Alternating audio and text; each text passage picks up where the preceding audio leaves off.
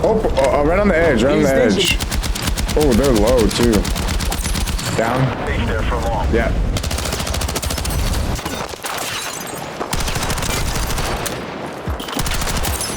What's going on YouTube? It's Mixed Breed and welcome to another Battlefield 6 video. In today's video, if you're playing Battlefield 6 on controller and want better aim, this is my full setup using the Scuf Envision Pro V2, including iCUE and in-game mappings. So without further ado, if you guys enjoy this type of content and you want to see more Battlefield 6 videos on this channel, be sure to hit that like button, subscribe if you're not subscribed, to share my content with someone you might think will enjoy it. Let them know to like, share, comment, and subscribe as well. Hope you guys enjoy the rest of the video. Hope you guys have a good day, good night, and a good morning wherever you're at, and I'll see you in the next one. All right, so this is the Scuf Envision Pro V2 controller. The only difference that it has from the Envision Scuf Pro V1 controller is that this version has Hall effect joysticks, so it'll last longer without stick drift, supposedly. Now, I like to add on some attachments. You can't see it because of the green screen that I have because my ring is green, but I have a ring underneath the analog stick, and I also have an analog stick extension. This is just so that I can have much higher sensitivity and have a little bit more control while not giving up speed. Now this controller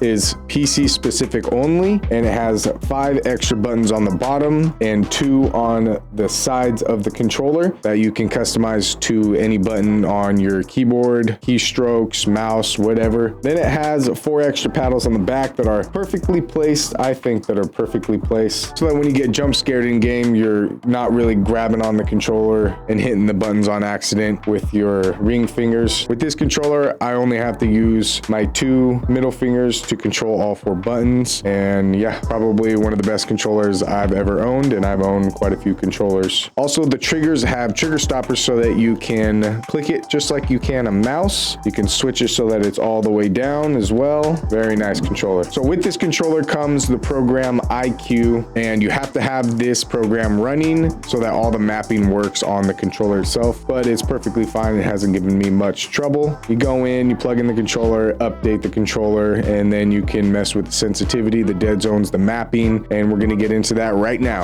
Okay, so once you download iCUE, you're gonna have to plug in your controller. You can customize your profile, your image. You can have a profile image or a video in your background, which is pretty cool. You can customize your profile icon. You can even blur it if you want to. You're also going to want to make sure and frequently check for updates in your iCUE app. You will have to update your controller once you plug it in. You can customize your lighting on your controller, which it really isn't like a whole lot of choices, but still kind of cool. You can shut it off even, but we're really going to be focusing on the mappings. You're going to want to make sure that you keep off device memory mode. You don't want that on. Otherwise, it's not going to let you customize it the way you want to. The buttons down here are locked, and you can only use controller buttons for the side ones. So you're going to want to make sure device memory mode is off. Go into mappings. So there's 7 extra keyboard buttons that you can use. You can even customize the keyboard, the lang keys, the mouse, and even keystrokes. And then you got 4 extra buttons on the back of the controller. So what I did was I took all of the face buttons, all of these buttons right here, and I put them on the back of my controller. My back right are A and Y, and my back left are my B and X. So next of what I did was my top left and right buttons, I put them to just keys that I don't use while I'm in the game, which is the numbers on the far right of the keyboard. I just put these to keyboard 1, keyboard 2, 3, 4, 5, 6, and 7. And then I just take those inside of the keyboard and mouse mapping settings in game. Then you can even customize your thumbsticks, which I have them on linear, and I have them as far down as I possibly can. The reason for this is because in game is where I want to have control over my dead zones. You can even customize the triggers, which I have set to 2 for the minimum and the maximum on each side of my triggers. Vibration I have on just so that when I'm playing story games, I can have the vibration on, because why not? And then you can go and collaborate like the triggers and the thumbsticks, which I definitely recommend doing, especially when you're first plugging in your controller. Okay, let's now get into the settings in Battlefield, since we already looked at how my controller is.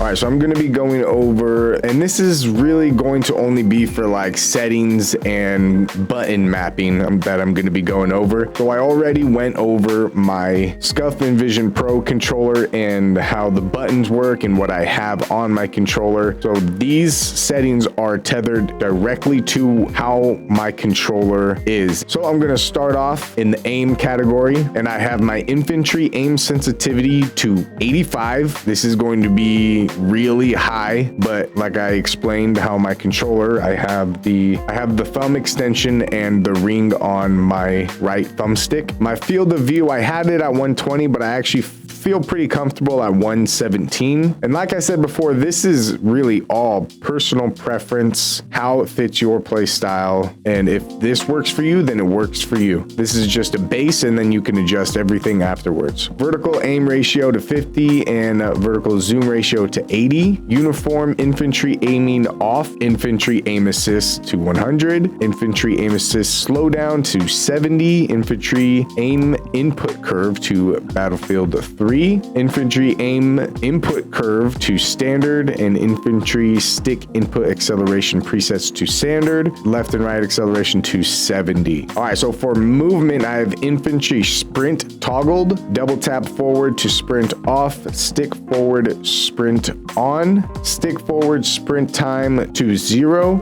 My left analog stick press down is to sprint, crouch toggle sprint to stand, vault over sprint on, slide. I don't have that. If I hit B, then it slides. Crouch slide all, double tap crouch for sprint slide off. And now in for the zoom. Infantry weapon zoom, hold, zoom left trigger, steady scope toggle, steady scope to my left trigger, so it automatically steady scopes while I zoom in. Infantry zoom sensitivity to 85. Zoom transition sensitivity smoothing off, and everything to 1 until 4, 125, 4.5, 125. 5 and 6 zoom is at 130, and 8 and 10 is at 135. For other, parachute auto deploy is tethered only. Interact and reload, prioritize reload. Interact toggle, skip revive toggle, request revive toggle. Invert demolition charge off. Mount breakout is instant. Mount type is side and up. Mount presets set to combo. Peak type is disabled. Okay, for the last settings here, we got to go all the way down into the edit controller scheme, and you're going to go to the joysticks. And for me, I have center dead zone to 0 and axle dead zone to 0. Max input threshold to 80. When I go down to other, you want to go to controller tuning, and this is for like your dead zones and stuff. For controller vibration, you just want to turn that off so there's no interruption while you're shooting. For left controller stick, I have my center dead zone to 5 and axle dead zone to 6. I have my max input threshold to 90. For the right stick, it's the exact same thing except for max input threshold to 95. And my trigger dead zones as far down as they can go. That's just where I have them. Okay, so for controller mapping, I have things a bit different because my back paddles, I have my A, B, X, and Y to my back paddles so that I don't have to take my thumb off of my thumbstick. So the things that I changed is my reload is set to Y rather than X. And I have my melee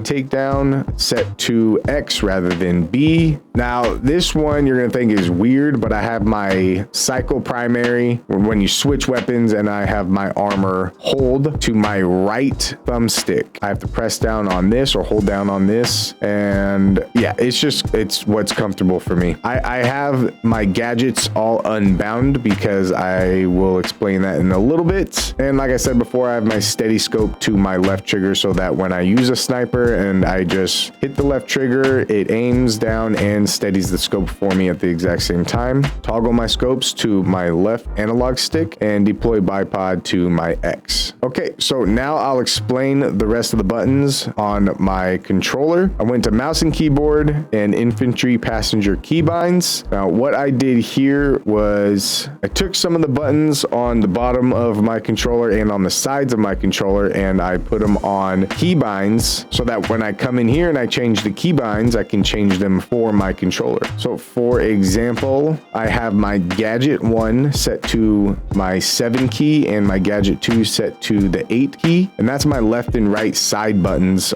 right under my trigger buttons on the side of my controller. And I have number 6 to my class gadget, which is my second button to the right on the bottom buttons of my controller. And that's it. I only have 3 extra buttons that I need to use on my controller for this game, and that's everything for my controller settings. I showed you my controller, and I showed you how iCUE works, which is the program that you need to run the extra buttons on your controller, and I showed you my full controller settings on PC or Battlefield. Now that's going to be it for the settings video. I'm going to let the rest of the gameplay play through just to show you guys that these settings are very good for me at least, and it might be a little bit different from you, but this here, if you run the controller the way I run it, is a good base for you to use, and then you can go and adjust things for yourself to the way that feels good for you. Now once again, please do me a favor so that the video can get out to as many people as possible. Hit the like button, subscribe if you're not subscribed, share my content with someone you might think will enjoy. Let them know to like, share, comment, and subscribe as well. Hope you guys enjoy the rest of the gameplay. Hope you guys have a good day, good night, and a good morning wherever you're at, and I'll see you in the next one.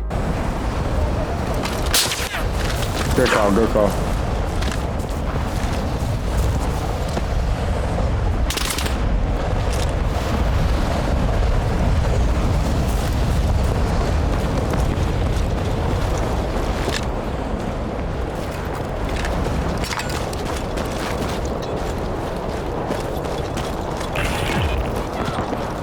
Ordnance inbound, get clear.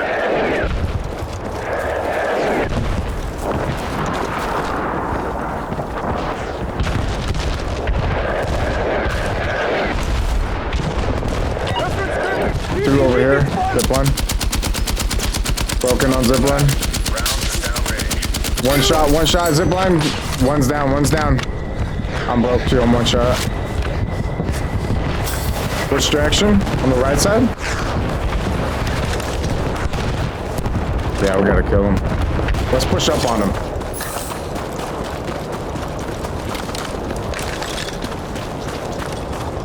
Rally on the location.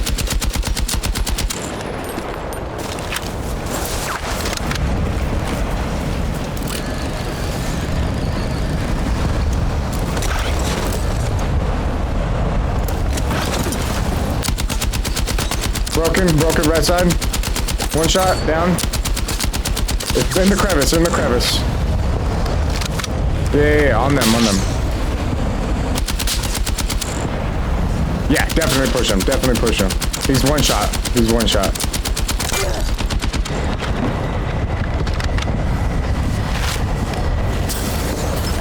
Alright, last team. I got no more bullets. But, is that them? Yeah, it is him. Broken.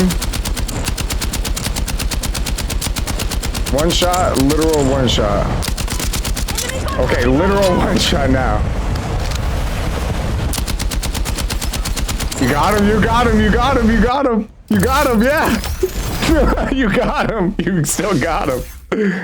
Hell yeah, dude. 14 and you got 16? Yeah, that's a good ass match right there, man.